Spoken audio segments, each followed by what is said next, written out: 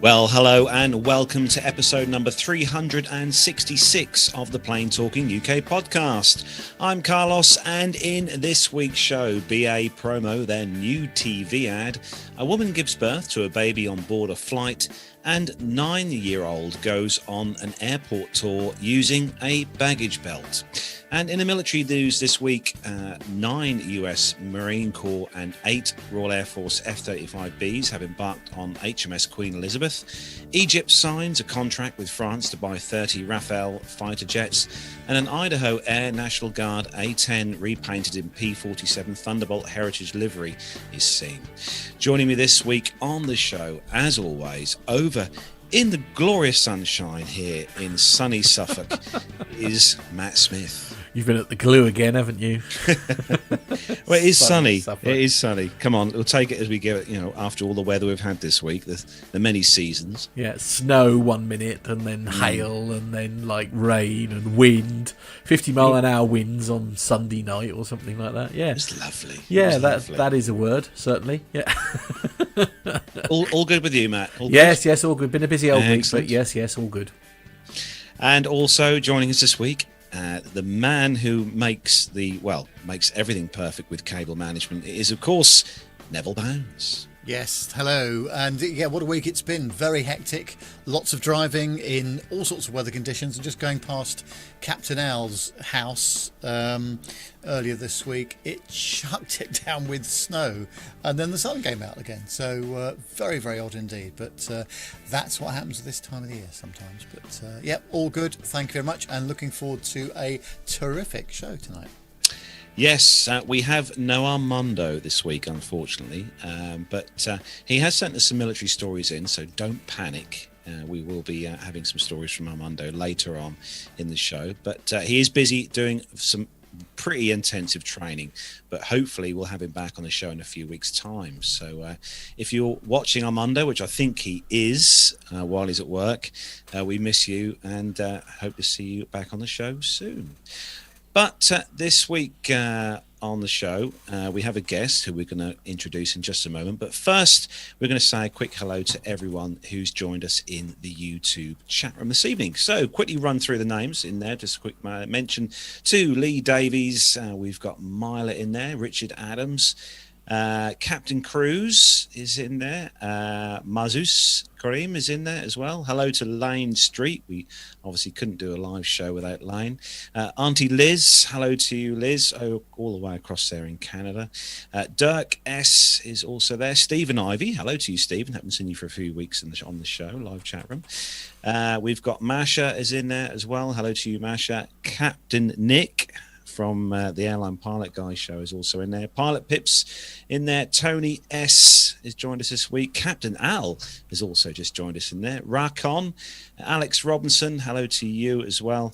And Armando is in there keeping an eye on us all. So big hello to you all. Don't forget, if you are listening to this show as an audio show, don't forget to join us over on YouTube. Subscribe to the show. Hit the subscribe button. Hit the bell icon, which is right next door, to be notified when we are live and recording new shows, just like we are now. And we'd love to have you in the chat room with us on the show. So welcome to everyone. So this week's guest is the Vice President and General Manager of the Unmanned Aerial Systems and Urban Air Mobility Business Unit at Honeywell Aerospace. And it gives me great pleasure to welcome onto the show Stéphane Fymat. Welcome onto the show. Thank you. Thank you very much for having me. So how were things where you are, Stéphane? Whereabouts are you in the world? Yeah, so I am located in Phoenix, Arizona, in the United States. I much enjoyed your early commentary on the weather where you are. I can tell you our weather is much more stable than what you just described. Boringly blue skies and searing sun. That's what I can say. Well, that's good to hear, Stéphane. Honestly, it has been a rather interesting weather kind of system we've had here in the UK for the last 4 or 5 days, but good to hear you've got good weather your side of the globe anyway. Send some this way when you get a chance. So Stéphane, tell us a sort of bit of a background then as to yourself. What do you do? So currently, I'm the Vice President and General Manager of our Unmanned Aerial Systems and Urban Air Mobility Business Unit. As you introduced me, I've been in this role for a little over a year now. Prior to that, I joined Honeywell in 2017, and I was Vice President of Product Management and Marketing for one of our avionics divisions for General Aviation. And prior to that, my career has been split about 50-50 between aerospace and software internet, and also about 50-50 between startups and private equity-backed companies, as well as, big aerospace companies. So, Stéphane, tell us a bit about urban air mobility. Then, what for those the listeners who might not know much about urban air mobility, tell us a bit about what that's all about. Yeah, so urban air mobility, and what I'll do here is I'll sort of begin to categorize the different parts of that. What most people hear about, if they hear about anything, is about the movement of people from point A to point B. But a little bit more broadly speaking, urban air mobility can include the movement of parcels or cargo as well. In terms of urban air mobility, the idea here is that a lot of people like to travel. A lot of times it's short distances. Maybe it's commuting back and forth to work or to some other location, or it's other kinds of travel. And with all of the traffic congestion that continues to increase, people are looking for new ways to get from point A to point B and get there quickly and efficiently. Especially with urbanization of big metropolises, more and more people coming into cities, that only exacerbates the problem.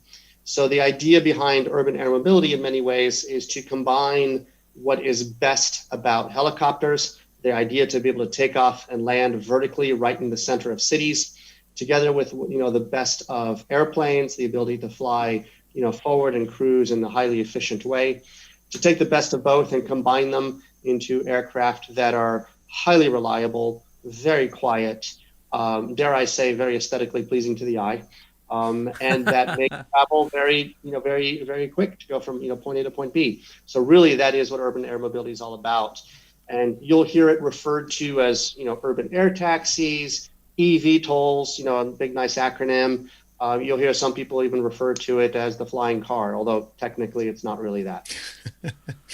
Yeah, I think a lot of people sort of assume kind of the Jetsons kind of theme, kind of around urban air mobility. But why are we hearing so much in the news at the moment, Stéphane, about urban air mobility? Because it is featured quite heavily in the news.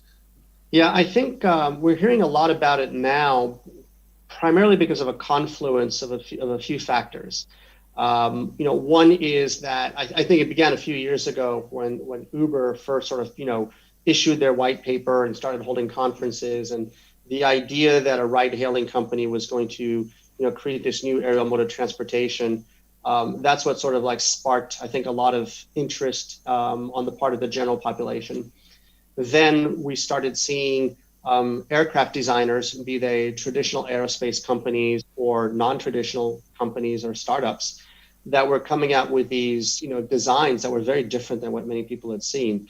And as I mentioned before, some of these were actually really cool to look at. And so that brought a lot of additional interest. And then people started to fly prototypes, and you started seeing that, wait a minute, this isn't just a fantasy this time around, this is actually real. And then the third thing that happened is in the financial markets. There's been a huge boom in what are called blank check companies, or SPACs, special purpose acquisition companies, which has brought millions and millions or billions of dollars to these kinds of companies. And so now all of a sudden you've got the business and the financial community highly interested in this. And so with those three factors, I think that's really what's burgeoned into just a lot of awareness and interest in this area right now. So kind of tied in with that question, why do you think the urban air mobility is important for our future as a society? I think that every time we develop a new mode of transportation, we advance our civilization. Whether it was the plane, the train, the automobile, or anything else, every time we do that, we advance society. Every time we do that, we bring a new level of social services, a new level of capabilities, a new level of freedom to people. And urban air mobility does just that. If you want to, live 100 miles away from a destination you really like to go to, today that's probably not really possible, but tomorrow it would be, right? If you want to go across town and you don't want to spend, an hour and a half in traffic going from, the west side to the east side, tomorrow you'll be able to do it in 10 minutes. And people really want that. People want that convenience. Nobody likes to waste time. And so, the promise of being able to, to not have to do that is really interesting. So creating this new industry, obviously with the, the urban air mobility and the UAVs, what are the challenges of adapting current industry standards for a sector of aviation industry that hasn't really sort of become mainstream yet? Yeah, so the obviously one of the big challenges is how do you certify these vehicles are safe to fly, right? Are they helicopters? Are they airplanes? Are they something new? And so what's come around so far is that some of the leading regulatory agencies have come around to a new set of regulations, or a special set of regulations that will apply to these vehicles. And there's been a lot of progress on that front, which is very, very good. Aircraft designers need that in order to actually get to market. And so I think now let me call it the remaining challenge is to harmonize the different regulation or regulatory philosophies, whether it's from the FAA or EASA or now the Civil Aviation Authority of the UK, and to harmonize that so that these new aircraft designs can have access to global markets and people who can benefit from their vehicles. No one wants to make a vehicle that is only flyable in the United States or only flyable in Europe. And so the harmonization, I think, is the next thing that's on the agenda to get done. Nev. Yeah, well, that's really interesting, Stéphane. So from Honeywell's point of view, in terms of things like avionics and that kind of stuff, what sort of innovations are Honeywell bringing to the table to make UAV and UAM transport possible? Yeah, so on the I'll use the word the electronics side of things, or I'll use the word avionics in the broadest sense of the word. There's a number of things that we are doing, starting with what we call a vehicle management system in this segment, but you might know it as a flight deck or the displays in conventional aircraft. There's a couple things we're doing there. So these vehicles, especially the ones that'll carry passengers, they will begin as piloted vehicles. For the vision to become a reality, though, we're going to have hundreds and thousands of these vehicles flying. And that means hundreds and thousands of new pilots quickly. In order to ramp up the pilot population that quickly, it cannot be so difficult and lengthy to learn how to operate one of these vehicles. You need to simplify, what it means to operate one of these things, or what we call simplified vehicle operations. And one of the big elements of simplified vehicle operations is the user interface that you see on the display. Is it simple to understand? Is it intuitive? Or is it cryptic and complex? And I have to remind myself every year in recurrent training what each of those buttons does because they're so obtuse. Making things simple, intuitive. Your flight plan looks more like the driving directions on your smartphone than today's traditional flight plans. Airspeed, altitude, and all those things are simple readouts like you might see in your automobile dashboard. So you don't have to be trained on how to read these things. So completely reimagining the user interface in the cockpit of these vehicles is one of the first things that we're doing. That particular effort we're putting in pays off twofold. The first way is in the way I just described. It makes it easier for people to learn how to fly. It also makes it more familiar to passengers who may be unfamiliar with these vehicles, who look in the cockpit and say, actually, that's kind of recognizable. So I think I understand what's going on in this vehicle. I feel a little safer and I trust it a little bit more because of that. But the other thing that it does is it lays down the pathway to future autonomous vehicles. In order to have simplified vehicle interfaces like what we're building, you must, under the hood, automate a lot of the things that today pilots do manually. As you automate those things, you're increasing the level of automation or of autonomy in the vehicle. And so you progress down the road until you get to the point someday in the future where you'll have a fully autonomous vehicle. So that's one thing we're doing on the cockpit side of things. Another thing that we're doing is in the area of flight controls, or what we call fly-by-wire systems. Most of the aircraft that the general population would be familiar with, if it's small aircraft, all of the control surfaces, the ailerons and the rudder and all that on the vehicle are controlled by levers, pulleys, and cables. In airliners, they're typically controlled by hydraulic systems that do the same kind of a job. In these kinds of vehicles, neither of those things are going to work. If you have eight propellers and 5 surfaces, you're not going to have, pulleys and levers across all of them. And there's no way that a pilot on his own with 2 hands is going to be able to individually manipulate, 8 thrust vectors and everything else.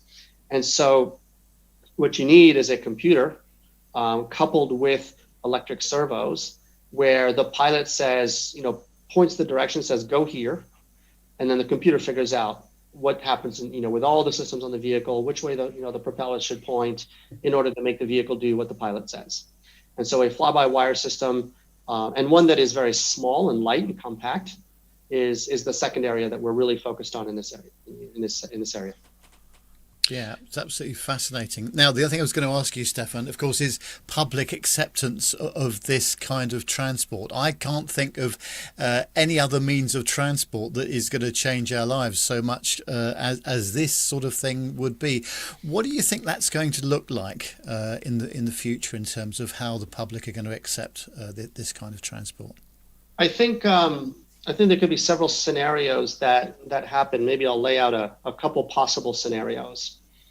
I think under any scenario, you're going to have those people that, we might call early adopters of this new form of transportation, either because they're technophiles and they just, they love the whole idea of it, or because their need is so strong that they're driven to it, regardless of whether or not they're technophile.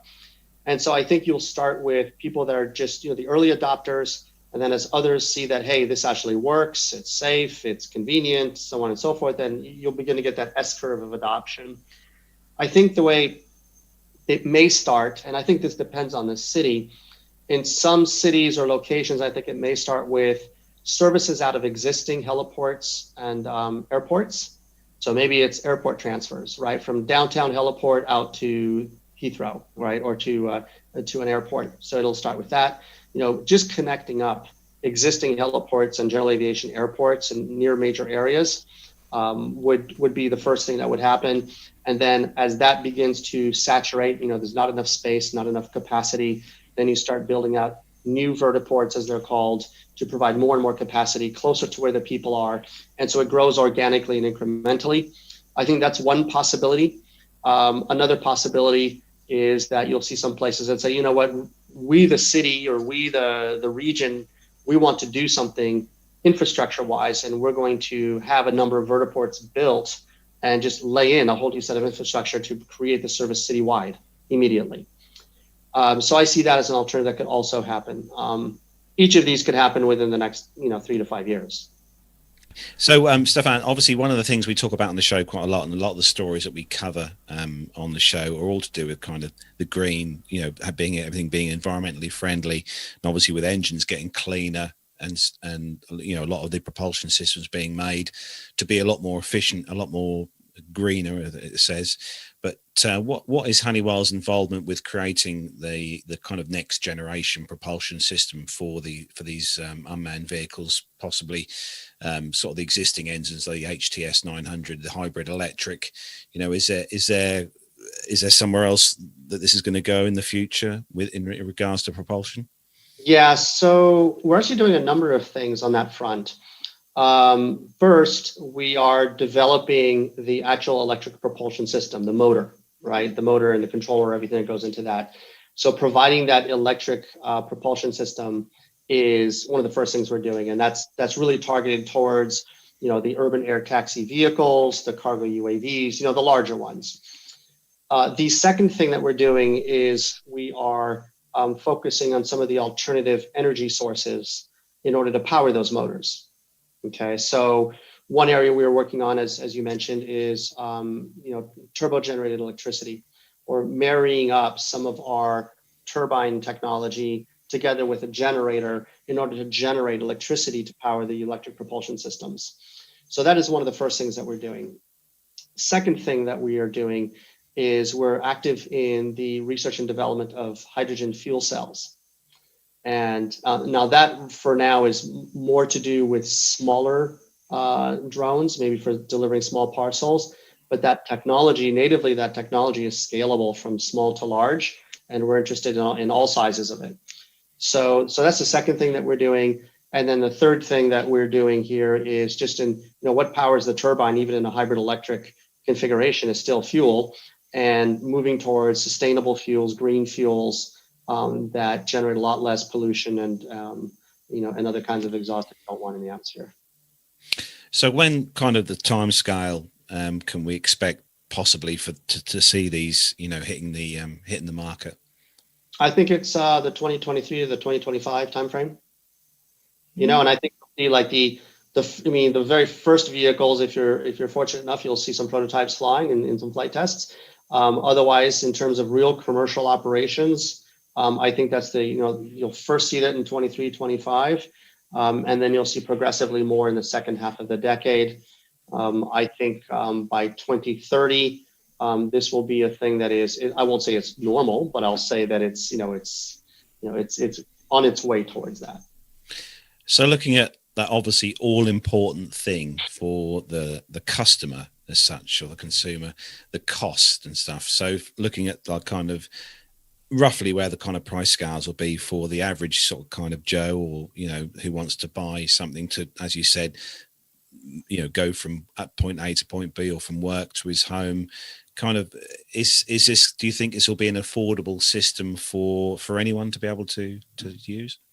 I think it will be. I think in the very beginning, like all new technologies, they oftentimes start out a little pricier, and they start that way. But then very, very quickly, prices begin to come down, and then they continue coming down. And obviously, there's sort of an S curve in the other way, where at first prices come down a little bit, then they begin to come down more, then all of a sudden they come down a lot, and then eventually it becomes a price that almost everybody can afford.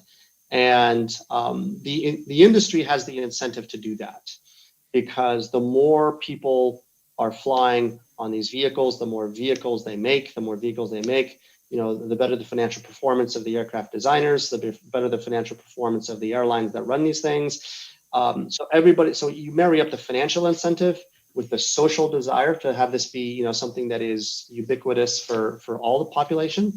And, those incentives are both aligned. So I think you get there. And looking at kind of the whole user interface with the systems, when these are finally put together and made into a vehicle that someone can pilot or fly as a pilot, or unmanned, but as a pilot per se, how is Honeywell kind of putting together a system that can be easily learned by kind of anyone? Because obviously we all, a lot of people who have learned to fly and got a pilot's license, it's quite a big, long, kind of trek to gain your license. Is Honeywell going to kind of have these systems made so it's going to be very easy to learn? Yes. So that's exactly what we're going to do. And it's really, there are two ways that we're doing that. One way I've already spoken about, which is just make the instrument panel simpler, right? If you use plain English instead of acronyms, if you simplify the amount of knobs and controls and everything else that you have to monitor, you reduce the number of things you have to monitor to make sure that the aircraft is okay. Just that alone is the first piece. Then the second piece, and this refers back to the fly-by-wire technology. When you use fly-by-wire technology, it's not just another way of controlling the flaps and the ailerons and which way the motors point.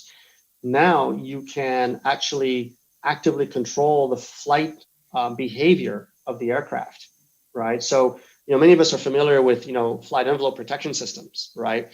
And though, in flight envelope protection in an autopilot basically says, you as the pilot can do anything you do today, but if you exceed certain limits in terms of bank or pitch, then the system's going to kind of nudge you back into a safe zone. So it's basically it's inactive until something is at a limit, and then it activates. With a fly-by-wire system and the software that goes in it, you can write the control laws, and you can take it the other way, which is it's always on, it's always actively, managing your vehicle state, and then on top of that, you can never really do anything wrong with the vehicle. So, for example, if you're in one of these vehicles and you just let go of the controls, the vehicle on its own will automatically return back to straight and level. Actively, it'll just do it. If you you won't even have any rudder pedals. You're just going to have a control stick, left, right, up, down, and a throttle that controls speed, not just power, right? And so go up, pull back, go down, push down on the stick, go left, push the stick to the left way too much. After 20 degrees of bank, the flight control system says, yeah, that's enough, and it doesn't let you go beyond that. Try and do something that is quite risky. Say, see, obviously, want to turn this vehicle upside down. System won't let you. And so you have both an active flight control and you have the guardrails around it. So now you have a vehicle that is simple to understand how to control, that is simple to actually control, and won't let you do anything bad. I look forward to this. I tell you, I hope this all does come over in the next few years, so at least I can have a go before I think it's an absolutely reach 50 years old. Yes. So, Stéphane, a bit about be nice to hear a bit about yourself, if I might ask. Where did the whole aviation kind of interest start with you?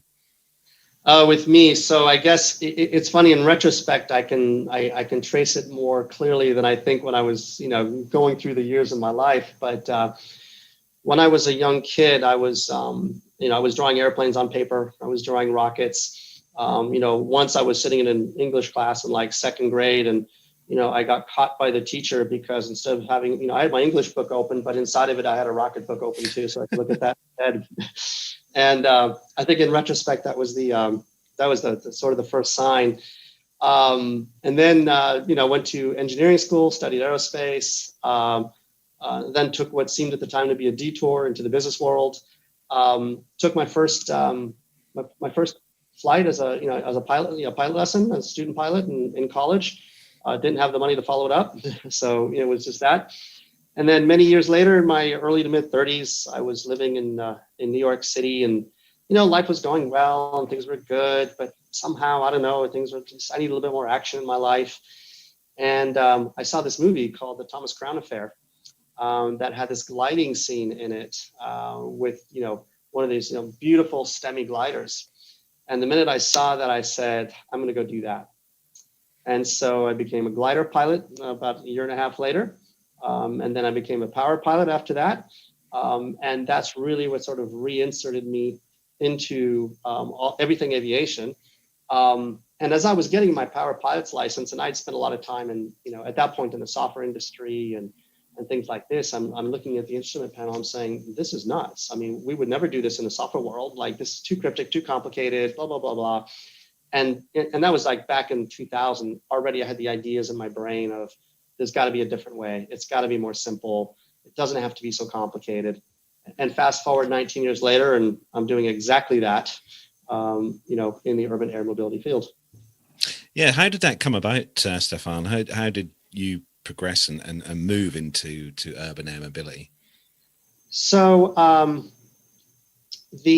back in 2011 or so, 2010, I was in the software industry at the time, and I had a real inkling to, I was already getting lots of ideas and everything around, aerospace and startup ideas. And, I eventually came to a startup concept of my own about really simplifying the cockpit for light sport aircraft. And as a way to get people into flying by really radically simplifying the cockpit. And so for 3 or 4 years, I had a startup that was focused on avionics of that kind, novel interfaces, AI, things like this. Fast forward a few years later, the startup only went so far, and I was recruited by Honeywell to join as head of marketing for one of their avionics divisions. And so I was there for 2 or 3 years. And then Honeywell decided that, we've been doing a fair amount in this field since 2017. but it's been sort of like, technology centers in different parts of the aerospace business.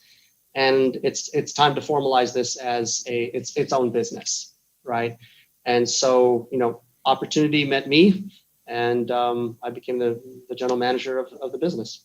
And that's how it happened. Wow. What would you say, Stéphane? We start to wrap up, but what would you say what's your favorite part of your job, would you say? So first and foremost, I would say is, I just love this. Like, I love this, what we're doing, what I'm doing, just an underlying fundamental love of what we're doing. So that's the first thing. The second thing is that, this is making a difference, right? This is going to make a difference, right? We're going to, make people more free to move around. We're going to deliver, organs and tissues more quickly. We're going to take people that need to go to the hospital real quickly. We're going to take them there even faster. I can keep going on the number of ways that this matters. And so for me, if you love what you're doing and it matters, that's the bedrock. And then beyond that, the innovation, the innovation that we're bringing here. This is one segment where you get to ask all the questions. You get to throw out all the assumptions. And, you don't throw away everything you've learned over the last 50 years, in aerospace, but you get to ask a whole number of new questions, innovate. So that's the next thing. And then lastly, I would just say, when you run a business, you have a huge amount of scope. It's not just sales, it's not just engineering, it's not just marketing, it's all of it. And that is intensely interesting as well. Now we're going to wrap up, Stéphane, but we have one very important question to ask, and we ask all our guests we have on the show this question. It's a kind of put you on the spot question as to kind of what your favorite bits are. But given the chance to pilot any aircraft, either retired or still in service, military, commercial, GA, and we'll give you the choice of two just in case, because a lot of people do have two, but what would be that aircraft what you'd love to just run out to now, jump in and take for a flight? Ooh, I'd have to have a lot of guts to actually do it. But the one that comes to mind right now is Spaceship One. Well, we haven't had that one before. Yeah, very good. Spaceship there. It is because it's just the whole concept, right? You take off and, suspend under another airplane, you fly like an airplane, then you get dropped like a bit of a missile, then the rocket powers up, and then you go straight up into suborbital space, and so you do that bit, and so you're basically a spacecraft for a while, and then you come back down as a glider, right? And so essentially you've done 3 or 4 forms of flight in one aircraft. That's incredible. I love that. That's a great answer. Well, Stéphane, it's been absolutely fantastic to have you on the show, and I want to say a big thanks to you and Honeywell for allowing you to come on and chat with us this evening on the show. It is fascinating stuff, I will say, and looking forward to definitely having a better way of travelling around the UK. As you probably will know, our roads are not the greatest roads in the world. It's a slight understatement. Yeah, I know. But no, thank you very much, Stéphane, for coming on. And on behalf of all the team, big thank you. And all the best for the future in what you do. Thank you. Okay, take care. Take care.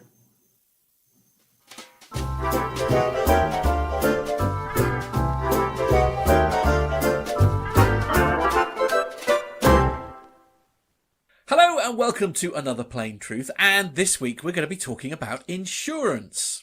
Joining me as always is the legend that is Captain Al. Hi, Captain Al. Hi, Matt. How are you doing? Yes, I'm not too bad, thank you, not too bad. Now, this is going to sound like a very daft question, but do pilots require insurance? As in sort of third-party fire and theft, or fully comprehensive? Yes. Yes, quite. Yeah, absolutely. Absolutely. It's a really good question. So there are a couple of different aspects that we'll look at in this chat. So we'll go for the obvious one first. Are pilots required to have some form of insurance if they dent the aeroplane?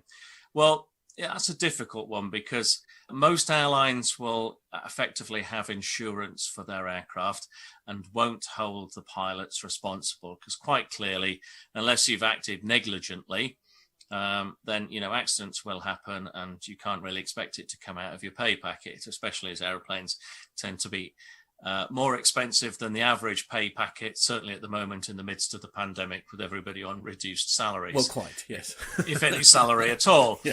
So what some pilots will do, however, is they will take out a policy, just like a sort of professional indemnity policy, just as a sort of belt and braces in case anything happens. And the pilots who tend to do that are ones who are in the contracting field, or maybe those who are instructing as a second business or second income. So it's in case, say, for example, someone under your duty of care trips over and falls and they hold you responsible, or indeed there will be an element of professional responsibility if you're instructing, that someone doesn't come back to you in a year's time and say, look, that technique that you taught me, well, I've just killed a load of people using it. So there's that sort of professional indemnity. Yeah. The more familiar to pilots insurance policy will be one with regards to income protection. So some form of insurance policy if you get made redundant, which seems to happen rather too often at the moment. Yeah. And also one that most pilots hold in sort of high esteem because it's a precarious profession, and that is one of insuring against the loss of your medical. Because as a professional pilot, if you lose your medical, then unfortunately you can't fly in a professional capacity. And most airlines, after a period of time, will say, well, look, I'm really sorry, but we employed you as a pilot with a medical, and we can't continue to pay you your salary whilst you can't fly for us. The more established airlines will have a period of time where they will pay you full salary and then it reduces down. But basically, if you've got some rather unfortunate medical issue that means that your medical is going to be suspended for a long period of time, or indeed it's just taken away, never to come back, then you've got to look at some means of giving you a payout to make up for the fact that you're not going to be a pilot anymore, earning a reasonable income. So those are typically the sort of insurance policies that most pilots will have. So in terms of the medical, is there... I mean, I'm assuming there must be certain clauses and stuff in there in the fact that you have a responsibility almost to sort of do your very best to stay, in reasonable health. Yeah, well, to maintain your medical, that kind of comes as part and parcel of it. So under ARSA, once you start to go above a body mass index of 30, which puts you into the obese category, then your medical examiner will start to speak to you about that, and he will agree a pathway for you to reduce your BMI. So yes, there is a fair amount of self-regulation, self-control. Similarly with your declared smoking or alcohol intake, there are sort of limits that if you start to exceed, then the examiner is going to talk to you about it. And they're not in the habit of just taking your medical away from you willy-nilly, but obviously they have a duty of care to the general public to ensure that you are medically fit to go about your job. Wow. Okay. So from a commercial perspective, obviously that's that side of things. But what about from a private pilot? With the GA flying and things like that. I mean, what's required there? Okay. Typically, most GA pilots don't have personal insurance with regards to the aircraft or third parties. Obviously, there will be a consideration for their own personal life insurance. They'll have to let the insurer know, because under some insurers, underwriters, they perceive it to be sort of like a high-risk hobby, not at the same sort of level of risk as being a skydiver or something like that, but they may place a small loading on it. But typically, the individual person won't have any form of insurance, but the aircraft will, so it will be insured, and part of that premium will be a third-party liability. So say, for example, you're flying your GA aeroplane, it has an engine failure, and you have the misfortune to crash into someone's house, then the aircraft insurance will cover that third-party liability aspect. Now, for those who don't own their own aircraft or are in a group share, if you're a member of a flying club, typically part of your sort of monthly or annual subscription will go towards a group insurance policy, a club insurance for that third party element. Wow. I mean, as always, a great subject. Thanks very much, Captain Al. You're most welcome.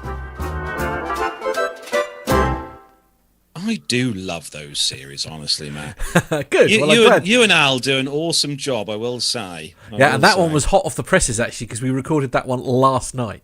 Really? Yeah, that was. You never know. Yeah, I know. Literally, I've never know. I've even changed my shirt. That's how posh I was. Yeah, I know.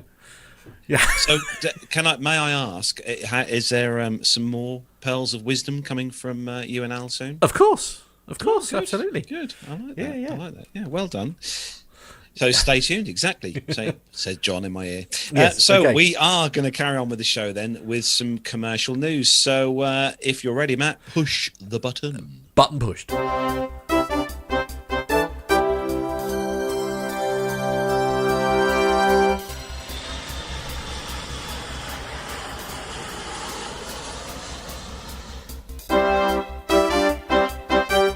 And we start off the first story in the commercial news this week with the headline Travel Rules and High Prices. So many of us are probably very aware that there might have been a small announcement made by the UK government earlier this evening. And let's just cover some of the details, shall we? So we'll start with the story that ran... we'll start with the story that ran yesterday from The Independent from Simon Calder. On the eve of the government's announcement of green list countries, airfares to some destinations predicted to be in the quarantine-free zone are soaring.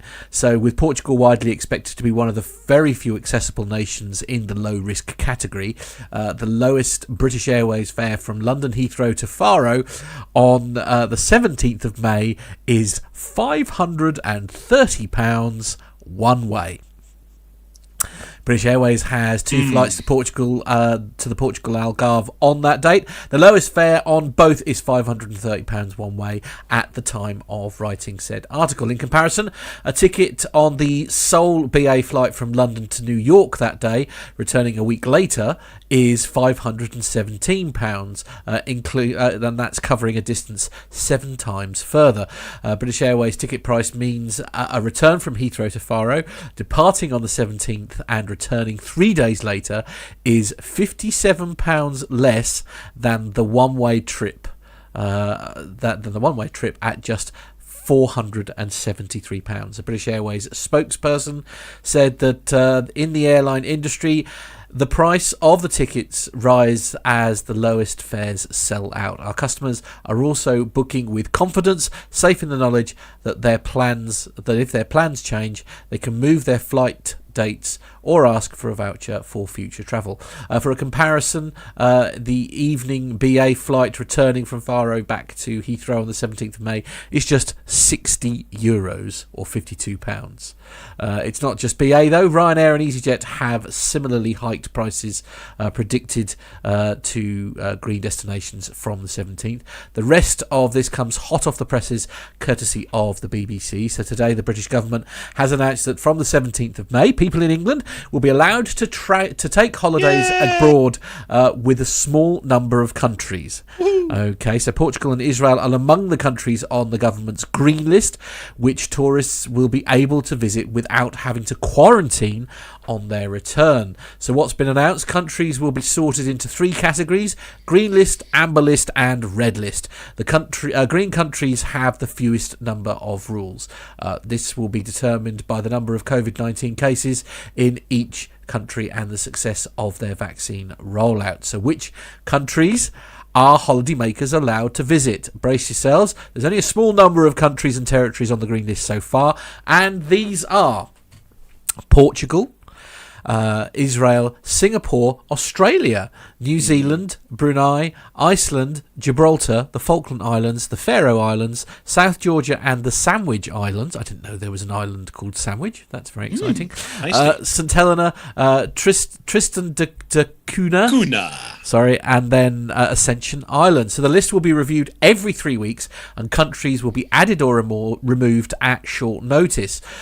So what are the rules for visiting a green list country? So travellers will need to take a private COVID test in their holiday destination before returning. This can be a lateral flow test or a PCR test. You have to fill in a passenger locator form online before leaving their destination, and you need to take a private PCR test on or before day 2 of their arrival in England. No need to quarantine on return or take additional tests unless the post-arrival test is positive. The cost of a private PCR test varies between suppliers, but the Transport Secretary said he hoped prices would come down to less than £50 per person.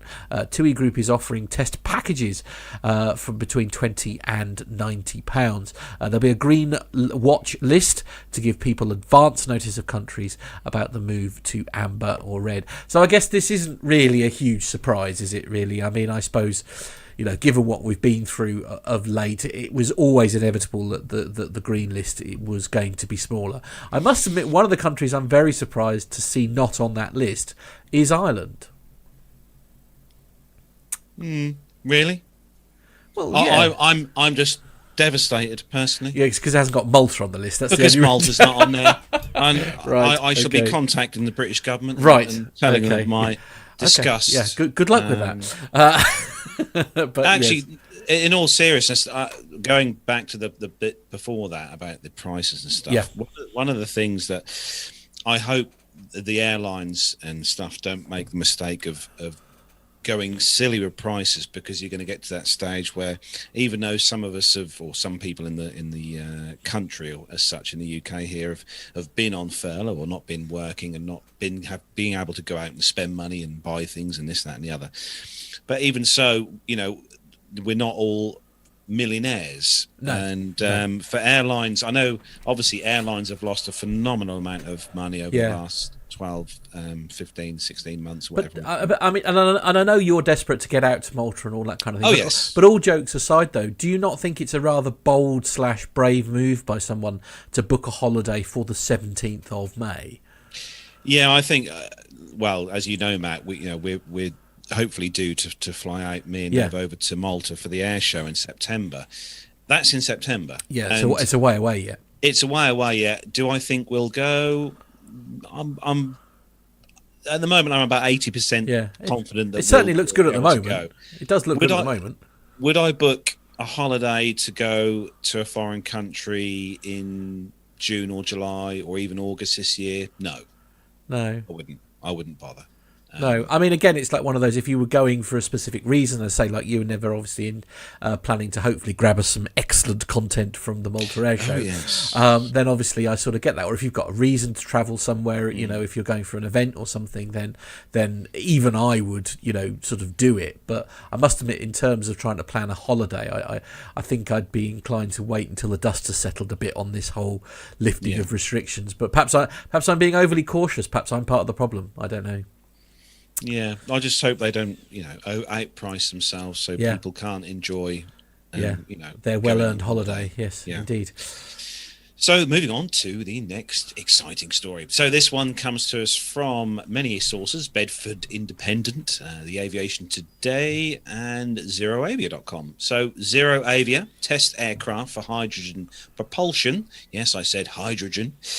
Damaged in off-airport landing. So a hydrogen-powered plane, hailed as the world's first hydrogen fuel cell-powered commercial air-grade aircraft, has crashed just outside Cranfield Airport. So ZeroAvia's Piper M-class 6-seater turboprop R&D aircraft made an emergency landing just outside the airport perimeter fence during in a perimeter field, let's say, during a routine pattern test flight. No one was hurt, which is obviously the good part of the story, but a spokesperson for ZeroAvia said the incident was immediately reported to the Air Accident Investigation Branch. And more news on those later on, by the way. Oh. And and the fire service attended on the ground, which is a standard procedure. So the aircraft landed on its wheels, but the wing was damaged as it came to a halt at low speeds on uneven terrain, they added. The aircraft has been removed now from the field, and Zero Avia will begin investigating the crash and analysing data to find out what had happened. The aircraft is part of the UK government's High Flyer project, which Zero Avia is working together with European Marine Energy Centre and Intelligent Energy to research low carbon power for aircraft. The aircraft first flew a successful test flight in September 2020, completing a taxi, takeoff, and full pattern circuit and landing. In a press release, the company stated the flight performed to the approved test route over the airports. The structural integrity of Zero Avia systems was maintained throughout the incident sequence, and there were no unintended hydrogen or electrical releases and no fire after the landing.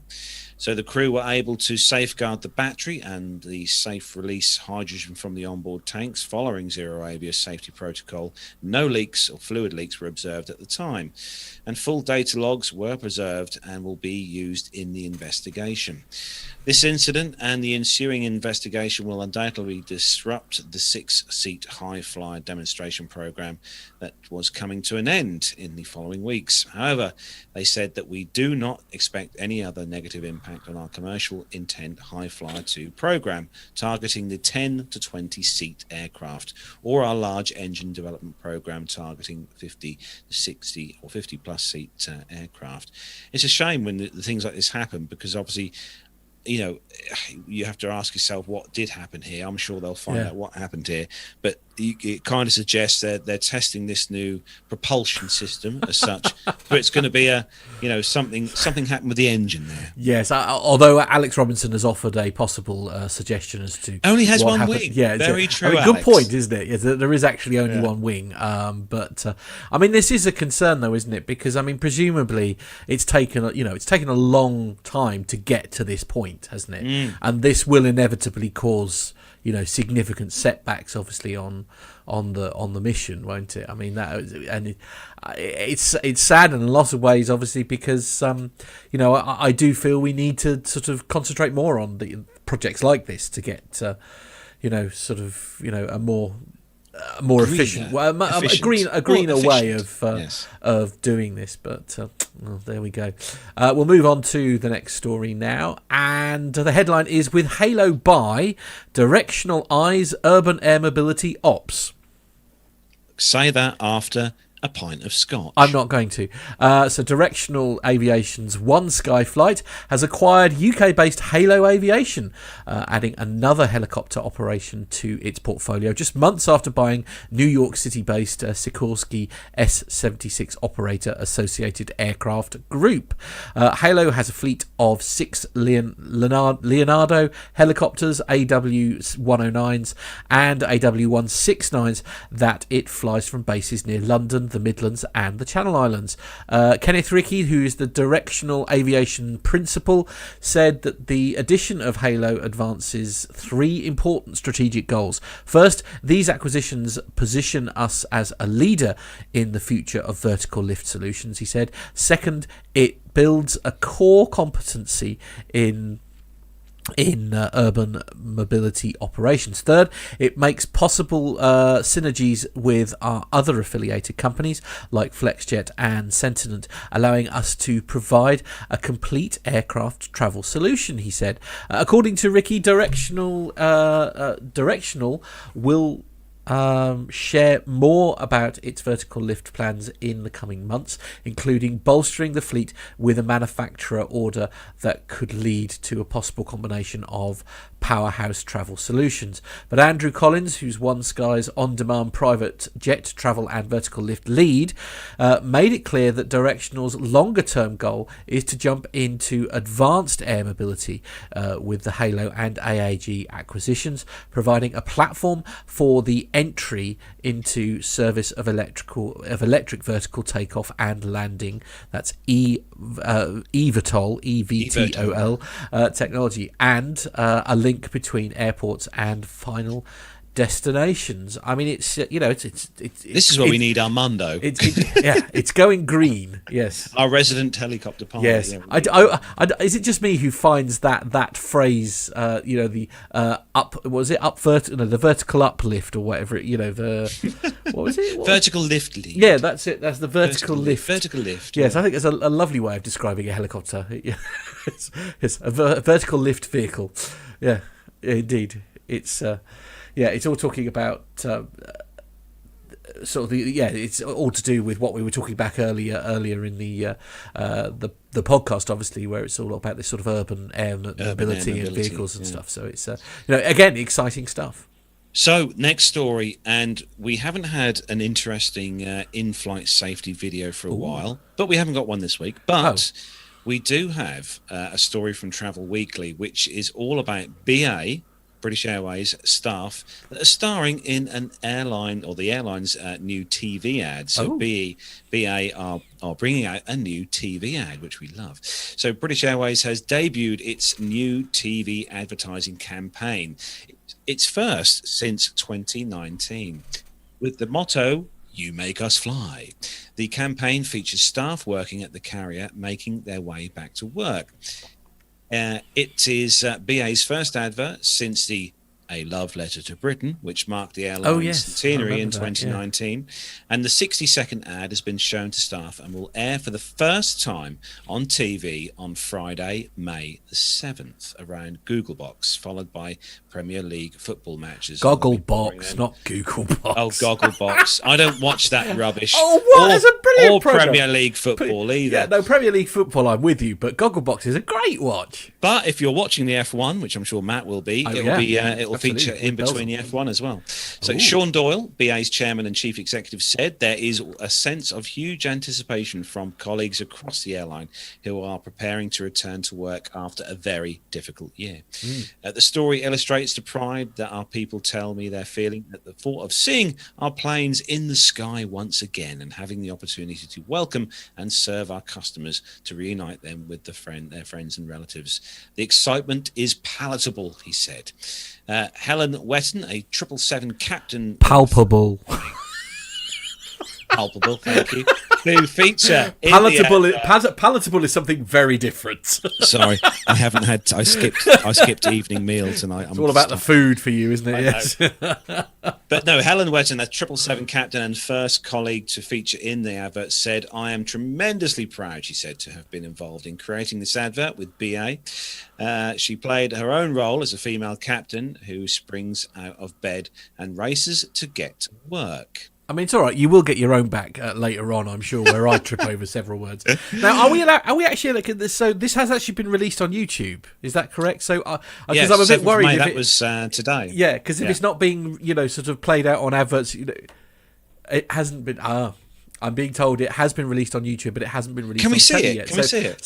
So why don't we do it? I haven't seen it yet. Here we go. Right, so brace yourself for 67's. For you on YouTube, here we go. Right, for 60 seconds of England looking great, or the UK, should I say, looking great. Good morning. This is your captain speaking. Here we go.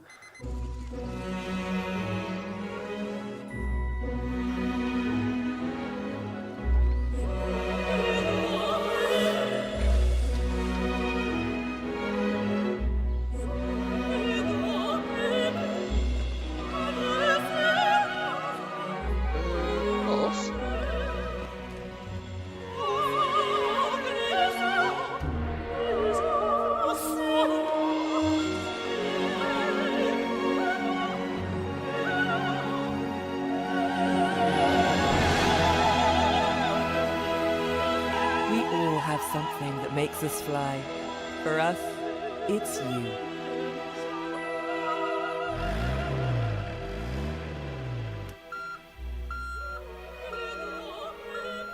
And we all recognised that tower that the fireworks were let out. Even I went, "Oh look!"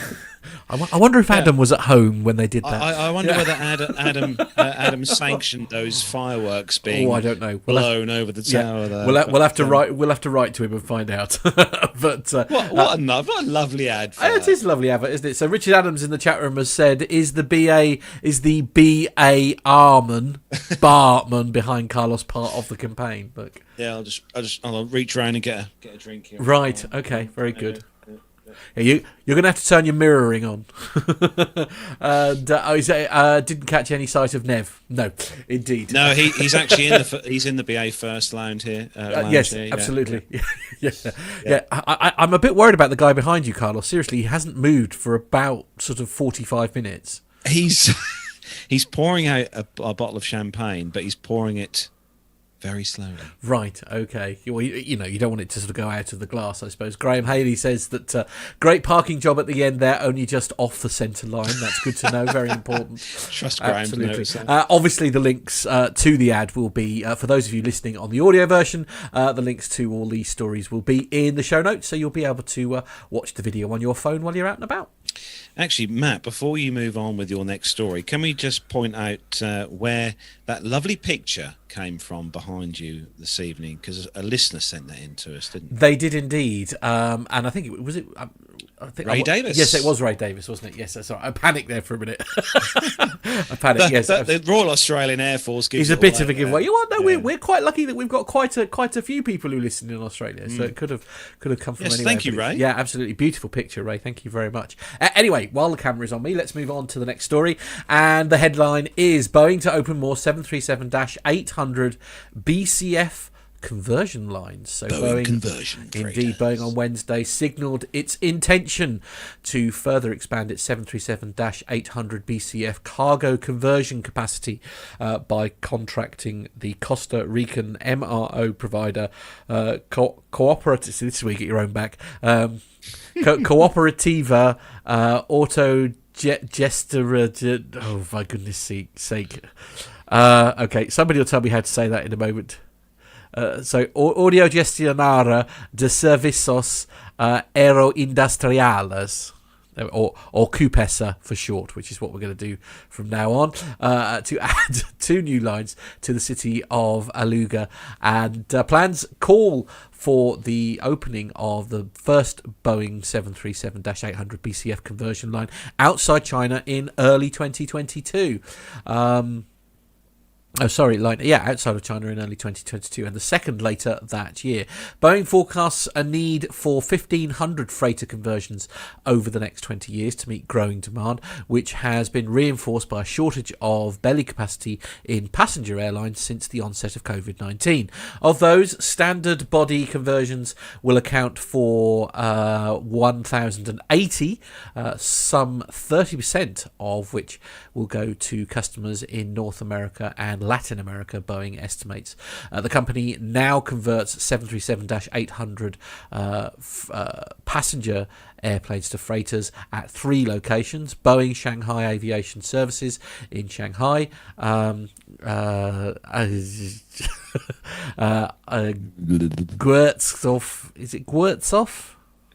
Guangzhou, sorry, thanks John, Aircraft Maintenance Engineering Company, or GAMECO as it's said in its short, China, and Tyco, Shandong, and an aircraft engineering company in Jinan in China. So Boeing has secured orders for more than 180 737-800 BCFs from 15 customers on 4 continents. In March, it redelivered the 50th 737-800 BCF since the model entered service in 2018.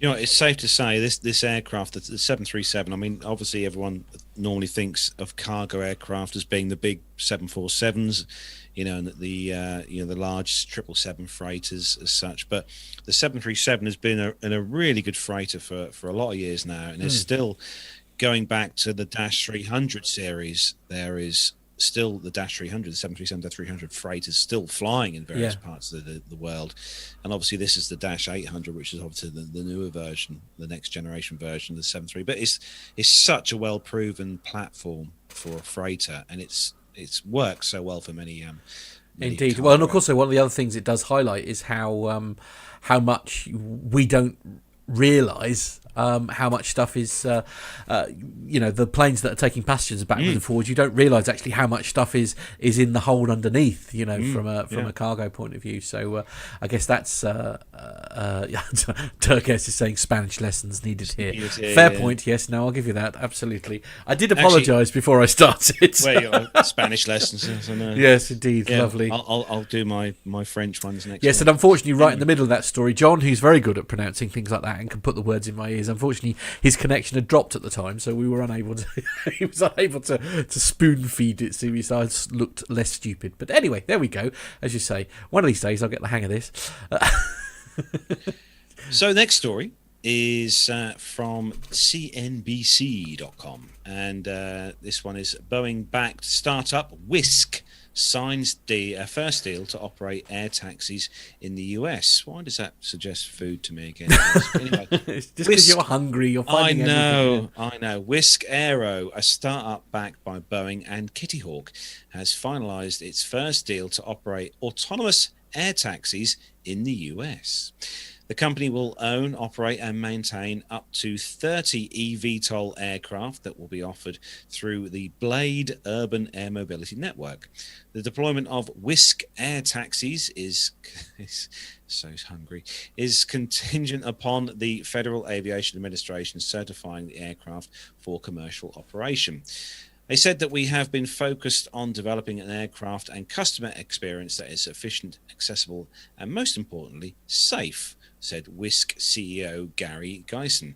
And he said that in a release announcing the deal. The combination of our expertise, he said, as an autonomous eVTOL aircraft manufacturer and operator with the operational expertise of Blade will help usher in an even greater level of safety and service. For Blade, the Wisk partnership is the company's latest move to add eVTOLs, or electric vertical takeoff and landing aircraft, to its charter network. In mid-April, it struck a deal with Beta Technologies for the operation of 20 piloted eVTOLs starting in 2025. Unlike the Beta Technologies aircraft, the Wisk eVTOLs are being designed to fly autonomously, carrying 2 passengers up to 25 miles when fully charged. Wisk, which builds autonomous VTOLs, was formed in 2019 when Boeing agreed to combine some of the development work on eVTOLs with a division of Kitty Hawk, the firm started by Google co-founder Larry Page and Sebastian Thrun. Financial advisory company Deloitte says passenger and cargo eVTOLs will be a $4 billion market by 2025 and $57 billion market by 2035. So Matt, me and you going off for a little ride here in this unmanned taxi with me and you in the back, 25 miles. That might just get us to Norwich and back. Oh, I mean, one way probably, to be honest with you. Especially if you go late at night. I don't think you see much change from 25 quid, would you? Just coming back home, yeah. It's that whole Jetsons thing again. This whole Have you actually flown your drone lately, Matt? Because you've got lately, no, to be honest with you. And yeah, I'm all registered because in fact I've recently just renewed my my drone license. But it was the same. I only seem to want to fly it or have time to fly it when it's 50-mile-an-hour winds outside, which has been very frustrating of late. But actually, no, you're right. As I say, well, I'm working tomorrow, but perhaps if the weather's good, I think Sunday I might go and. Oh no, I'm on the radio. Yeah, Sunday. Okay, always on the radio Sunday. Shameless plug. Shameless plug. Yeah, shameless plug. Absolutely. Anyway, kitchen disco tomorrow night. Oh right. As you do. As you do. So this next one, Matt, you've got, this is all about Airbus's fly-by-wire Pioneer. I didn't know this one. No, I didn't. So the headline is Airbus announces death of civil fly-by-wire pioneer Ziegler. So Airbus has announced the death of engineering icon Bernard Ziegler. The figure it credits with driving introduction of the commercial digital fly-by-wire technology, which became a fundamental characteristic of the airframer's aircraft. While Ziegler's legacy, the use of side stick controls and the software which provided flight envelope protection emerged with the Airbus A320 more than 3 decades ago, it ultimately spread beyond Airbus, with similar technology featuring in a number of other modern types, including Bombardier's C series, now the Airbus A220, which, let's be honest, has been a ridiculously successful aircraft, hasn't it? That A220, and a couple of the aircraft that they mentioned also is the Irkut MC-21 and the Comac C91 or C919. Fly-by-wire was a revolutionary concept in civil aviation and set Airbus's aircraft apart from those of rival manufacturers including Boeing, Lockheed and McDonnell Douglas.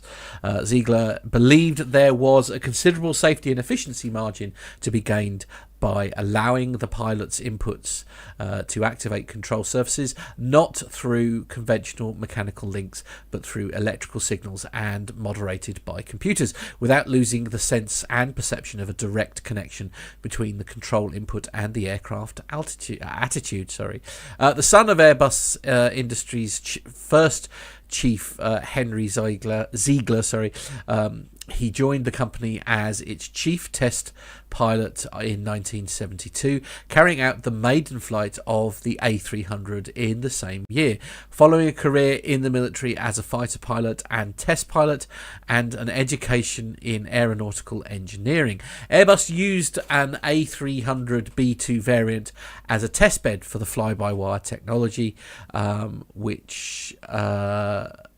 they had already started shifting cockpit design towards two-pilot operations before the A320 with its full fly-by-wire system, which entered service back in 1988.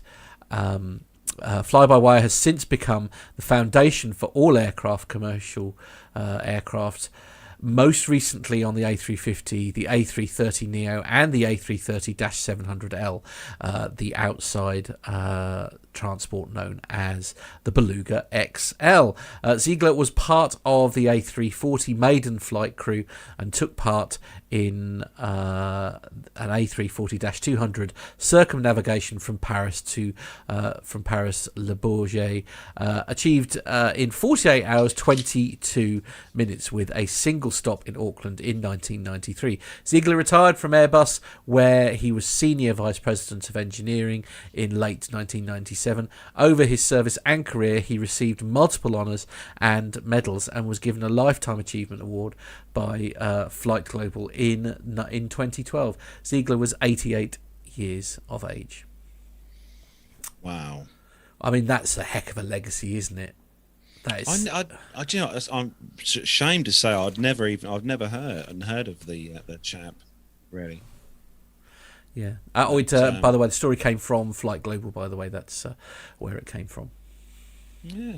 Very interesting indeed, man. Very much so. Yes. Okay. Story number 8. So, story number 8 this week, and this one comes to us from people.com, tiktok.com. Ooh, blimey, TikTok, I can't stand that thing. What? And, oh, no, it's just... I lose many an hour playing with that. No interest in that at all. Oh, dear.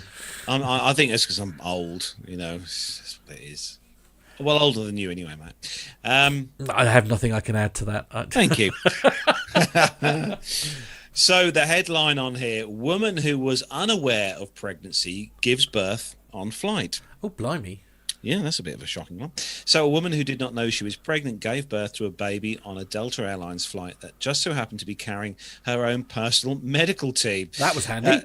Lavina Lavi Manunga was flying from Salt Lake City to Honolulu on Wednesday when she unexpectedly gave birth to her son Raymond at just 29 weeks, according to a news release from Hawaii Pacific Health. They said that our sister did not know she was pregnant, so she was just as shocked as the rest of us when our nephew was born, they said. The new mum's sister wrote this on a GoFundMe page that has raised nearly $6,000. Oh, wow. Luckily for Manuga, there happened to be several passengers on board the flight for whom caring for a mother and a new baby is second nature. Dr. Dale Glenn, a family medicine physician with Hawaii Pacific Health, and NICU nurse Lani Bamfield, Amanda Beading, and Mimi Ho. So Manunga Bamfield, Beading, and Ho, who are specially trained to treat premature births, were already there. Blimey, you just couldn't.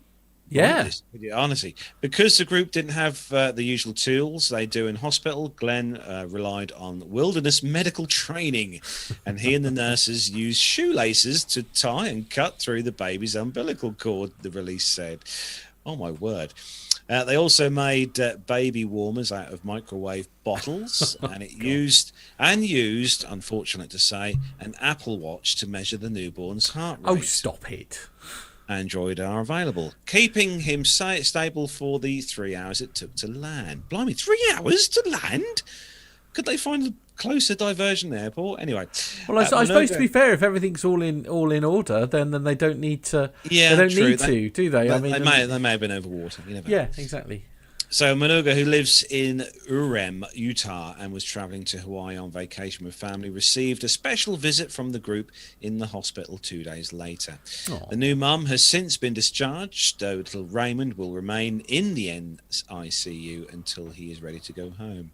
The heartwarming story that was captured on video by TikTok user Julia Hansen, whose viral clip has been viewed more than 13.4 million times. Wow. Now, honestly, if you're on a flight and you're going to have a medical issue of some description, yes, it's blinking handy to have doctors, nurses, paramedics, firemen. I wonder if there is ever a scenario where there isn't actually a medical professional on board a flight somewhere. I don't know. We'd have to reach out to one of our listeners who is crew, I think, to find out how often this would happen. Indeed. But it is. I mean, when you think, especially on a long haul flight, you've got a twin aisle aircraft like a 777 or an A350. You know, you've got 250 plus passengers on the flight. I mean, you'd be unlucky, I would have said, to not have some type of medical professional on the plane. Yeah. Although you sort of feel a bit for her, because I dare say privacy might have been a small issue in that particular environment. Yes. But there we go, as I say. But a happy ending for everyone involved, which is great indeed. Yes. So I've got the last story here. Okay. And this is one heck of a story, I think, to finish. Okay, go on. The news this week. So this one comes to us from, and the pictures here that Matt's got to put up, I think, are quite interesting. The dailymail.co.uk, this one comes from. And I think many of us watching or listening to the show would love to have a tour of an airport at some time.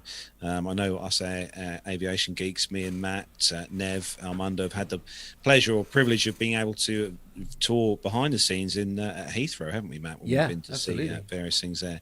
But this story goes on an excess baggage. So a boy who is 9 years old goes for a ride on an airport luggage belt after sneaking off from his parents. So the boy sneaked away from his parents at an airport to hop on a moving conveyor belt, then jumped onto another one when staff shut it down to try and catch him. The unnamed 9-year-old's adventure began when he slipped past his parents as they checked their luggage at Minneapolis-St. Paul International Airport ahead of a flight on Saturday. He then made his way onto the conveyor belt, evading Delta Airlines staff who were unable to stop him. Good Morning America reported. Surveillance videos show the boy being sucked into the airport's baggage system moments before disappearing behind a divider. Delta employees immediately shut down the conveyor belt, but the boy was able to move onto another operational conveyor belt that took him into the area where the bags are checked and screened, GMA reported. It took less than 4 minutes for airport police to locate the child. Authorities returned him to his parents, and airport officials said he did not suffer any injuries. He was lucky. Airport spokesperson Pat Hogan told NPR News that the 9-year-old boy and his family were part part of a group of around 20 people, making it easier for him to slip away unnoticed.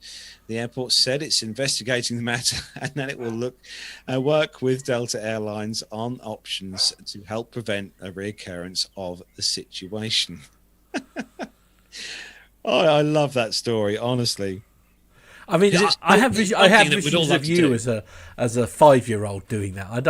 I think 9 is mischievous. If I'm honest, I think it's the sort of doing it just to be difficult. I think I was. I'm going to admit to this. I was always one of those children, at the airport with my parents, and I'd always try and sit on the baggage reclaim carousel, or sit on a suitcase on the baggage reclaim carousel and travel around. Obviously, I mean, why am I not surprised? It never went down well. I took off pretty quick. No, I can imagine. Yeah, absolutely. I should imagine lots of people were very cross about you doing that. Your mum especially would have been horrified if I know your mum. Yeah. There we go. But come on, I'd imagine that most of the people in the chat room would have loved to have had a go on this. And let's be fair, it's a great tour of the airport. You get to see some really interesting parts. Yes, but there are reasons why those parts of the airport are like out of limits. I mean, it's just like, just no. There we go. Here we go. So that's where we bring the commercial news to a close. But we have got some military news, haven't we, Matt? We have indeed, yes, and we'll be bringing you that in just a moment. Well, welcome to our London studios. Welcome to the A320 Lounge webinar tech presentation, obviously for the 320 series. Welcome to the A320 and 737 Lounge, bringing technical refresher courses directly to you. Using our cutting-edge broadcasting facilities, enjoy a fully interactive technical refresher course from the comfort of your own home. All of our webinars are live and you can ask your instructor a question at any point during the day. All of our instructors are highly experienced and can help you. No more expensive nights away from home, no new software required, just an internet connection. Courses are run at regular intervals, so check out A320 Lounge and 737lounge.com for more details. There we go. Right. So, if you're ready, Matt, we better obviously keep Armando happy. Well, absolutely. Is he still in the chat room? Is he keeping tabs on us? I'm not sure. Anyway, I'll hit the button anyway. I can't see him, so quickly. Yeah, go.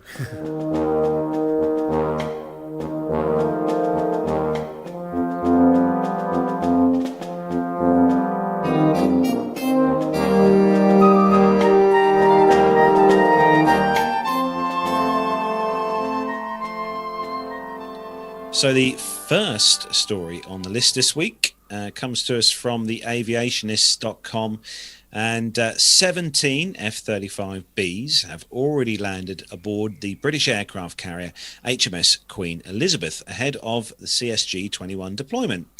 As already reported, 10 United States Marine Corps F-35Bs aircraft belonging to the VMFA 2-on-1 Wake Island Avengers, based at Marine Corps Air Station Yuma, Arizona, have arrived at RAF Lakenheath, UK, between April the 26th and 28th. To embark on the HMS Queen Elizabeth for the UK's new aircraft carrier's first operational cruise, named CSG-21. On her maiden operational deployment, Her Majesty's Queen Elizabeth ahead will travel to the Indo-Pacific region, leading the largest naval and air task force under British command since the Falklands War. However, before reaching the troubled waters of the South China Seas, the F-35Bs will be quite busy. They will take part in exercise Joint Warrior, Strike Warrior off Scotland, then in drills with NATO partners in the Northern Atlantic and Mediterranean Sea, and will also support counter-Daesh operations in Iraq and Syria. The deployment represents the first time UK fighter aircraft are embarked on an operational aircraft carrier deployment since 2010, and will be the largest number of F-35Bs ever to sail the seas, says the UK Ministry of Defence in a news release. The renowned 617 Squadron, or the Dam Busters Squadron, will operate the jets to provide tangible and impactful support to counter-Daesh operations in Iraq and Syria. Minister for the Armed Forces, James Heappey, MP, said the F-35B Lightning jets will pack a potent punch against Daesh and help prevent them from regaining a foothold in Iraq. This is a prime example, he said, of the UK's armed forces stepping in and stepping forward with allies to confront persistent threats around the world. It is global Britain in action, he said. In anticipation of the upcoming deployment, the US Marine Corps and RAF F-35Bs have started on the 2nd of May 2021 to launch respectively from RAF Lakenheath and RAF Marham to embark on HMS Queen Elizabeth. Now, I'm glad they've finally got this HMS Queen Elizabeth going, because they did have rather a lot of small teething troubles with this particular ship. Right. When it was launched, not including a slight water leak. Oh, and that's an issue. That's an issue on a ship, certainly. Yes, and they had to change or adjust the flight deck itself, because the vertical takeoff and landing jets were having a sort of a burning issue. Oh, right. That's not ideal. Yeah. Jonathan Warner is saying that I'm going to Scotland Sunday for a few days to hunt aircraft taking part in joint warrior operations. Oh, there we go. Right. So send us the pictures. Yes, Tom. Yes. I dare say there'll be. Try and get some video, please, Mr. Warner. I know that's not something you do much of, but we do love a bit of video. So there you go. There's your challenge. So, Matt, we're going to Egypt for the next story. We are indeed, yes. So this is on EgyptToday.com, and the headline is Egypt signs contract with France to buy 30 is it Rafale or Rafale? Rafale fighter jets. So Cairo is where this is coming from. 4th of May 2021. Egypt signed a contract with the French Dassault Aviation company to purchase Dassault. I've done it. I do that every time we have one of the Dassauts. Sorry, Aviation. I told you get your own back. Aviation company to purchase 30. I'm going to say Rafale fighter jets. Armando, please feel free to correct me at any point. Announced the Egyptian armed forces in a statement on Monday evening. The deal will be financed by a loan that will be repaid over 10 years. The statement said, adding that Egypt had signed a contract in 2015 with France to get 24 Rafale fighter jets for the Egyptian Air Force. The 24 Rafale jets were part of a deal valued at 5.3 million euros. That's $5.9 billion. Rafale was first introduced into the French air defence back in 2006. Reuters reported that the new deal is worth 3.75 billion euros. That's $4.5 billion. The aircraft has a multi-sensor data fusion and has the potential to integrate a variety of current and future armaments. Rafale jets in Egypt took part in training activities, securing Egyptian vital areas, operations to combat terrorism, and aviation shows when inaugurating Mohammed Naguib Air Base, the largest in the Middle East North African region. So it's it's a great sort of thing there, isn't it? Really is. They obviously like the aircraft, don't they? Especially if it's already been involved in sort of training operations and things like that. Do we know much about the Rafale, or is that an Armando question? That is definitely an Armando question. Right. But I know for a fact that I'm pretty confident that Jonathan Warner will have quite an extensive collection of photos of that aircraft. Good, excellent. I should have, if I'd have been sensible, then it's yes. No, it's not. He'll probably send you one in a minute. Yeah, I dare say it'll be before we finish the military. That it'll have arrived, won't it? Anyway, right, on to the next story. So this one comes to us from warbirdsnews.com. The Idaho Air National Guard A-10 repainted in P-47 Thunderbolt Heritage Livery. So the National Guard paint facility in Sioux City, Iowa, revealed a remarkable heritage paint scheme, which they completed this week on an Idaho Air National Guard A-10 Thunderbolt 2.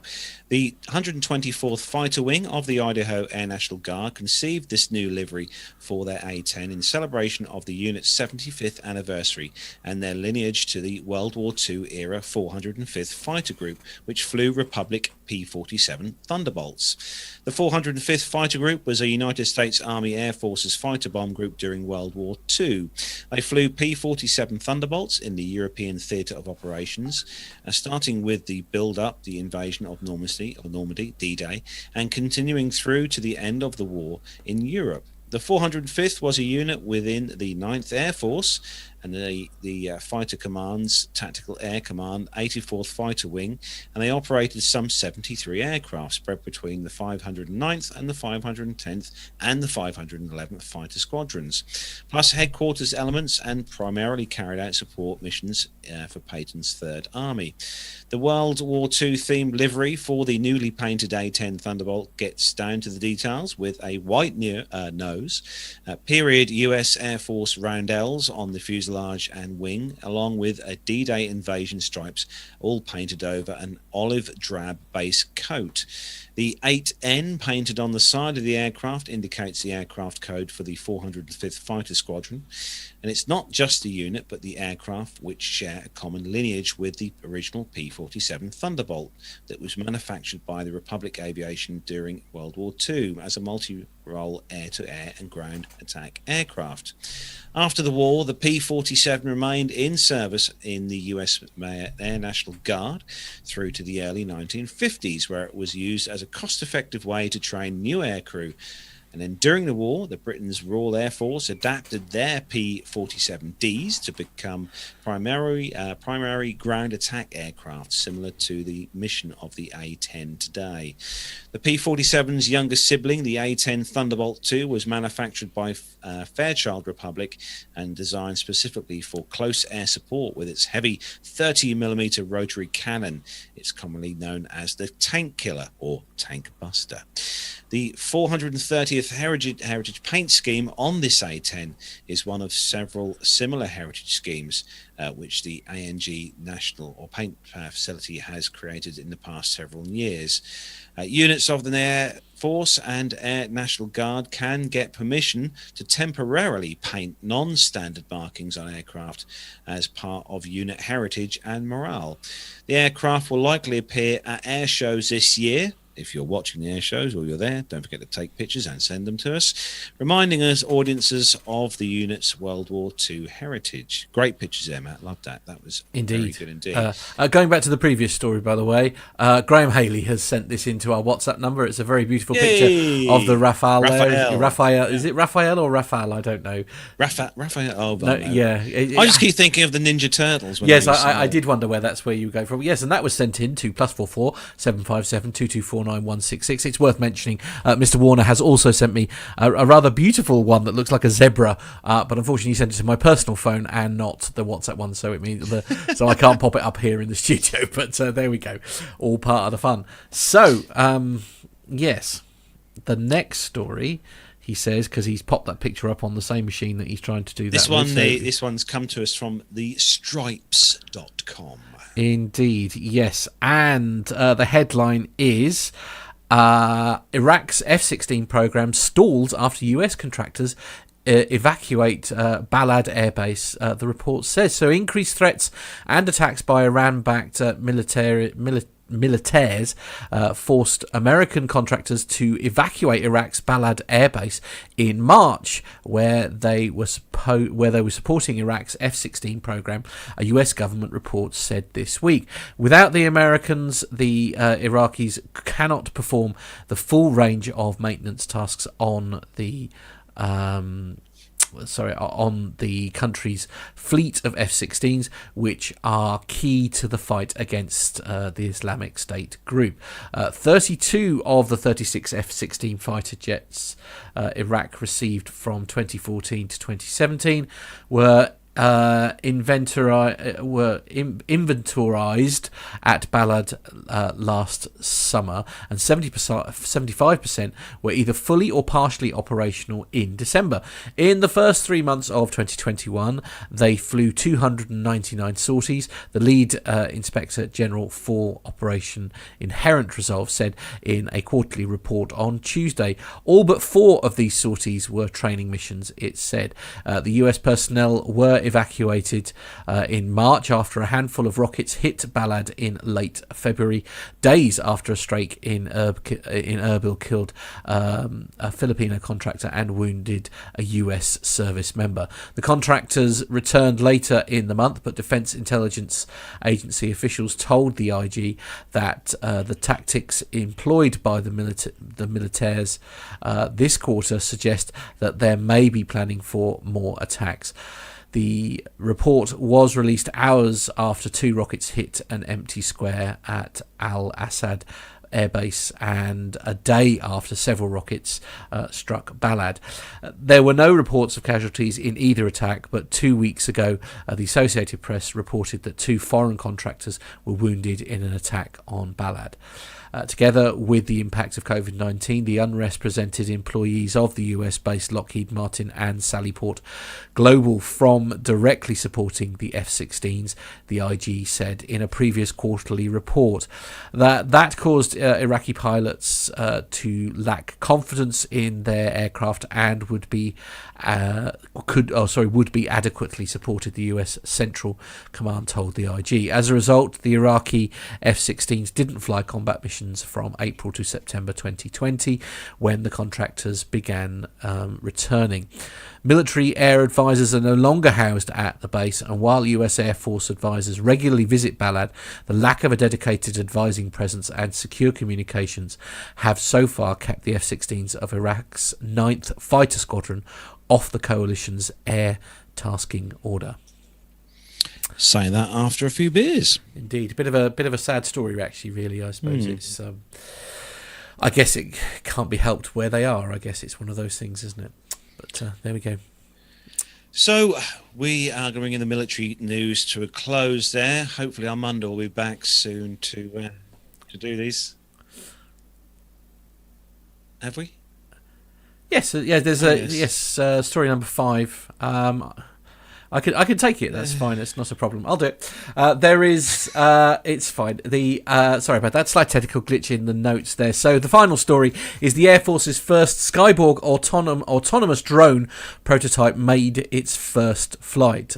So this story comes out of Washington from the defensenews.com, and the Air Force carried out the first flight test of a Cyborg drone last month with a Kratos UTAP-22 Mako equipped with a bespoke autonomy system, moving the service one step closer to fielding an uncrewed loyal wingman for human pilots. During a 2-hour and 10-minute flight test held on April the 29th at Tyndall Air Force Base in Florida, UTAP-22 equipped with a Skyborg autonomy core system performed a series of basic flight maneuvers to demonstrate the safe operation of the system, the Air Force stated in a May 5th news release.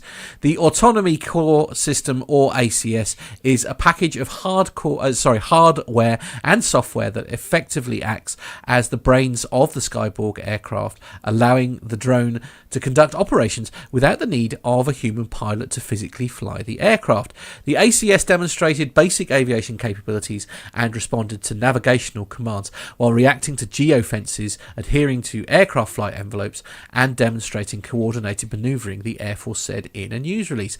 The Skyborg test was monitored from several unspecified airborne and ground command and control centres. Ultimately, the Air Force intends to field a family of Skyborg drones capable of operating alongside tactical aircraft like the F-35 and the F-15EX, and taking on missions too risky for human pilots.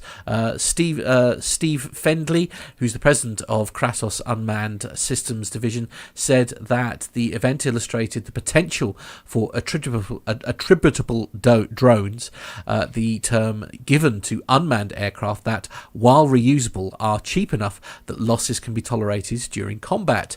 Kratos is one of 3 aircraft manufacturers chosen by the Air Force to deliver Skyborg's prototype drones that will be configured with the ACS for tests this year.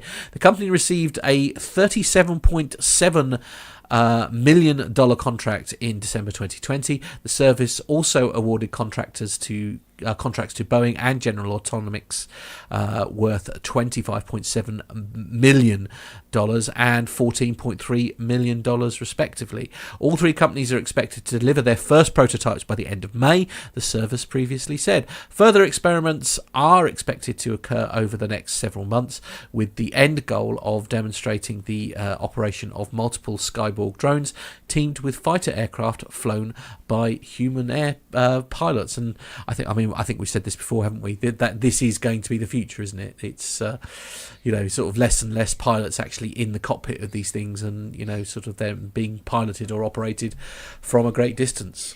Am I the only person who thinks when you say something like Skyborg? I immediately thought Terminator. of Terminator. Yes, absolutely. That's the first thing that popped into my head when I was doing that.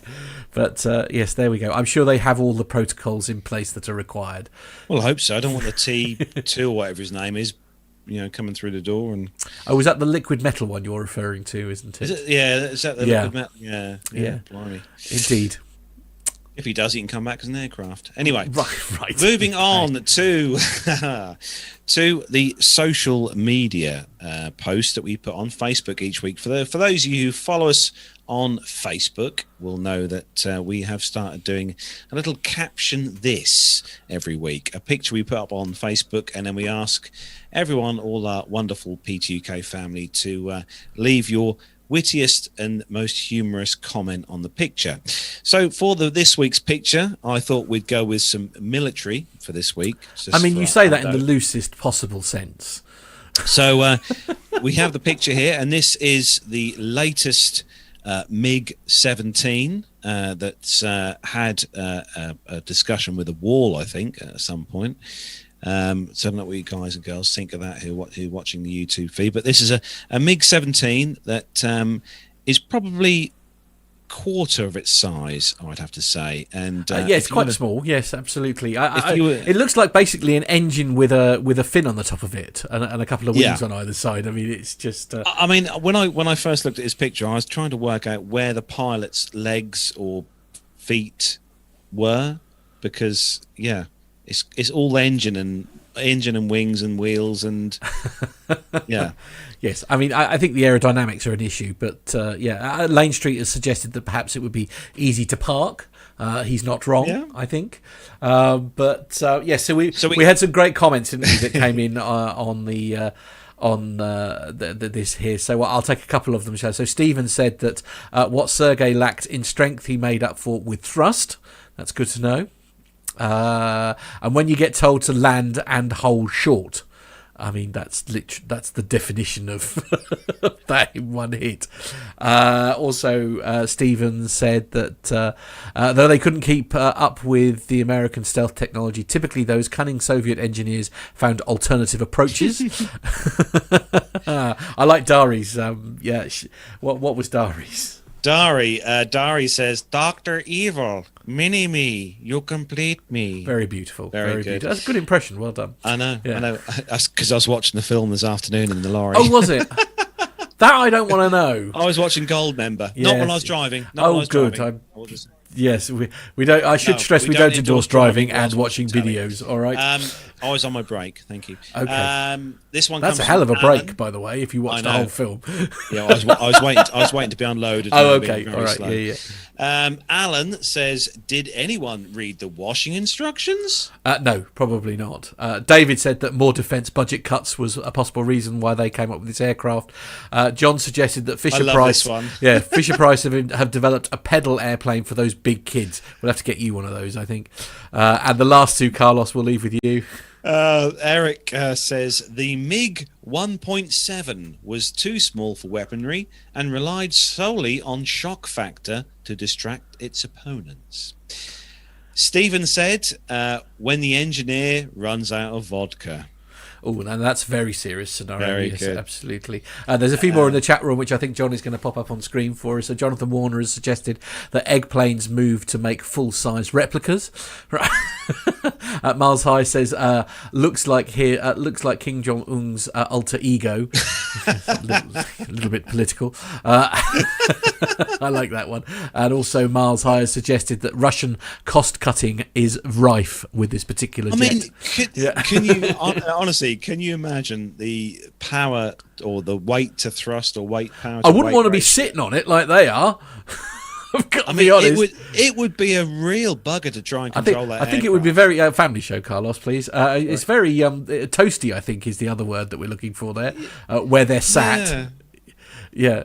Indeed. Okay. So yes. Next up, we're going to go to the Patreon, and hopefully you've got all the details there, Carlos, because it's that time of the month, and we like to say thank you to all those wonderful people who have helped keep us on the air through what I can only describe as probably the most difficult year on record, and for many of us it feels like there will be no end in sight, because we're all missing our friends very dearly at the moment, it has to be said. So yes, but as I say, these amazing people deserve a bit of a shout out, and we'll leave you to do that, Carlos. Yes, a massive thank you this month to Warren Dixon, Louis Reyes, Andrew van der Sarg, Alan White, Stephen Howland, Tanya Wyman, Megan Carrion, Jacob Darlington Brown, Nicholas Hewitt, Masha Gertz, Mr. Owen Shimizu, whoever that is, Reuben Wells, Neil Lanwarn, Graham Haley, Jonathan Warner, Eric Graves, Matt Caton, Jordan Rose, Andrew Wilson, Captain Jeff, Adam Spink, Liz Piper, Jeff Ward, Myla, Evan Chu, Philip Labe, Shut Bakker, Ray Williams, and Dr. Steph. Big thanks to all you who donate through Patreon, and a big thanks as well to those who donate through PayPal: Jenny in Rome, Jennifer Parkinson, Richard Adams, Mazus Karim, and Alan Loveday. Big thanks to you as well for your kind, very generous donations through PayPal.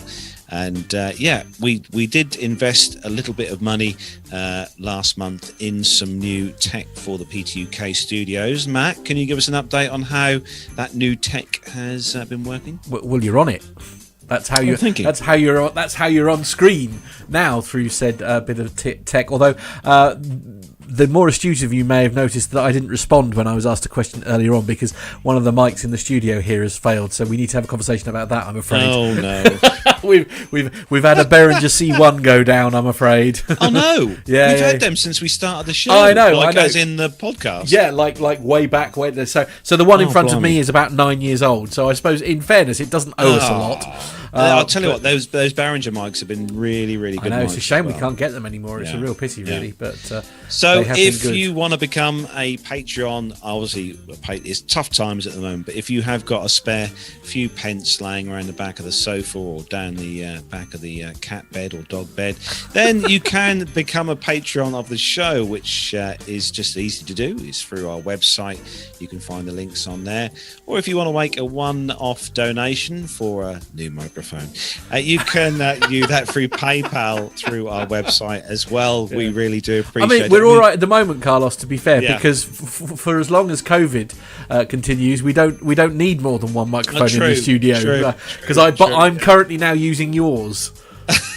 Which is how come I managed to get myself back on air. But indeed. But no, seriously, a massive thank you, because times are really tough all across the globe for everyone, and we really do appreciate those who donate through Patreon. So thank you very, very much indeed. Thank you, everyone. Indeed.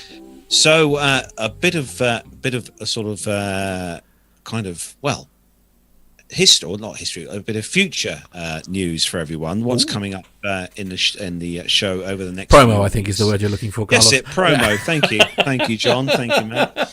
So a bit of a promo for those of you who are watching us on YouTube and listening to the show. A little bit of an upcoming event. What's going on? So a couple of very exciting things, haven't we? We have, in the show next week. So if you tune in next week to the show, we have got one of the senior inspectors from the AAIB coming on the show, the Air Accidents Investigation Branch here in the UK. He'll be coming on the show next week to talk about what the AAIB do and all about investigating accidents and stuff. So that'll be next week on the show. Going to be very interesting. Make sure you, as I say, if you're not able to join us live, then make sure you send us your questions. Because if you've got any questions, so this is a real rare opportunity to have a conversation with one of these amazing people. So make sure you get your questions in. Lots of ways in which you can do that, by the way. I know you've got something else to share as well, but we'll do that in just a moment. But there's lots of ways you can get in touch, because we'd love to have your questions. So if you can't join us live in the chat room, then please do get your questions in.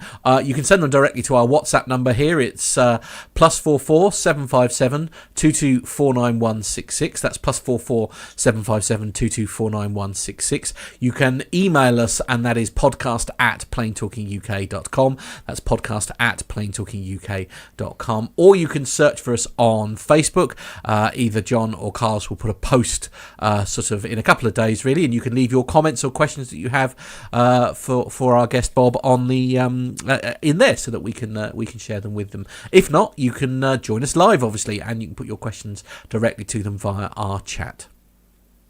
So the following week, which will be the 21st of May, we have got the Mike Ling from the Blades Aerobatic Display Team. So excited about this. And he is so cool. Mike Ling is Blade 3. And also one of the things about Mike himself, he's actually one of the longest serving members of the Red Arrows. Oh, wow. Well. Cool. So he was a Red Arrow pilot. I don't know if we'll be allowed to ask about that, will we? So Mike's going to be on the show on the 21st of May. Yeah, so, definitely get that one in your diary. That's, as I say, again, Friday at 7:00 is when we do that. And as I say, that's definitely one you'll want to be in the chat room for. Honestly, we're pushing the boat out here for the guests. Absolutely. Honestly. Absolutely. Raising the bar, I think, is the word Raising we're the bar, looking for. yeah. Anyway, it's time to wrap up. Yes, social media then. For those of you who don't already follow us on Facebook, Twitter or Instagram, search for us on social medias, Plane Talking UK. Don't forget that WhatsApp number Matt said earlier, +44 757 2249 if you want to get a picture, one of your pictures, aviation themed pictures, on the green screen behind me, Matt or Nev. Send your pictures in there, or you can email them to the show, podcast@planetalkinguk.com. So also, why not subscribe to our YouTube channel? You'll get notifications when we go live and help shape the conversation of the show by joining us here in the chat room. And you can go over to www.youtube.com, search for Plane Talking UK, and you can find all the bits on there on the show, and all previous shows as well on our YouTube page. Don't forget as well our website, allthews.planetalkinguk.com. On there you'll find the links to Amazon, where you can do your shopping through that link. Won't cost you a penny, and we get a small referral fee if you use that link.